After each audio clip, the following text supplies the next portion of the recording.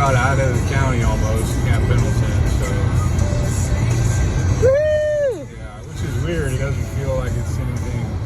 I guess just because I've driven this path so many times, done this, it doesn't feel any different. But it's nice, feels good. Really looking forward to going to like Texas, going to the South, visiting some family. So that should be coming up here pretty soon. And if I get into that administrative phase, lowest level of security for probation, I'll be able to travel anywhere in the U.S. or Mexico without having to get permission from my PO. So When would that happen? it's on my PO. But I'm doing everything at the moment that I need to be doing, which is doing things to show like my recovery. So like being active in my church or going to AA meetings, just doing something to show that I'm rehabilitated. So I've been doing quite a few things. So I've got all that. I'm just working on getting her documentation for some of that. And then she'll submit it.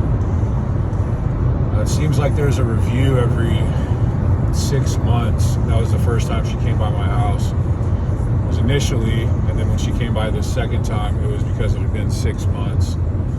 So there was nothing that I had done to get her to come by. It was just a mandatory 6-month checkup.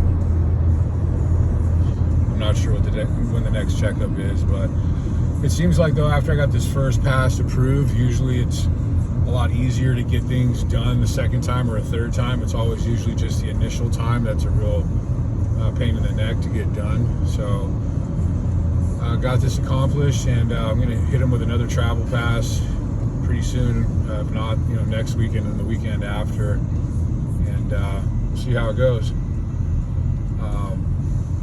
It's pretty simple though. I mean, they tell you exactly what to do and what not to do, so it's just like all you got to do is follow instructions. So I think one of the biggest things though is like we are products of our environment. I don't hang out with people that are doing things that they shouldn't be doing. I just don't put myself in those certain places. I really spend majority of the time by myself, just running my own program. Time is there's only so many hours in a day, and I try and just get as much done in a day. Like we don't even have a TV at our place. Like I don't ever watch TV. I just don't have time for it. So let alone to have time to go spend and hang out with people, and especially people that are doing stuff that I don't do, partying, drinking, stuff like that. I just don't have time for it. So it's pretty much where it's at. I think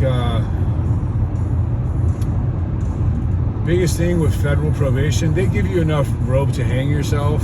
If you make it this far to where I'm at, they're not really too worried about you. It's a lot different than like state probation. So they know everything. They know what you're doing, what you're not doing.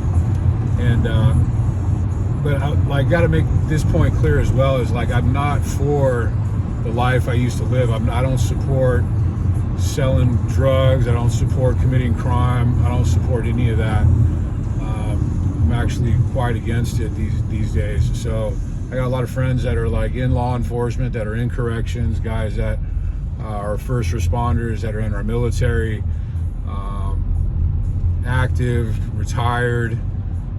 Those are like what most of my friends are these days. So that's where I'm at. That's where I support it. I don't want my message to get kind of miscued and think I'm trying to work around things or give people insight on how to avoid stuff. So that's my stance. That's where I'm at. And yeah, I think we'll go ahead and cut it there. Thanks, man.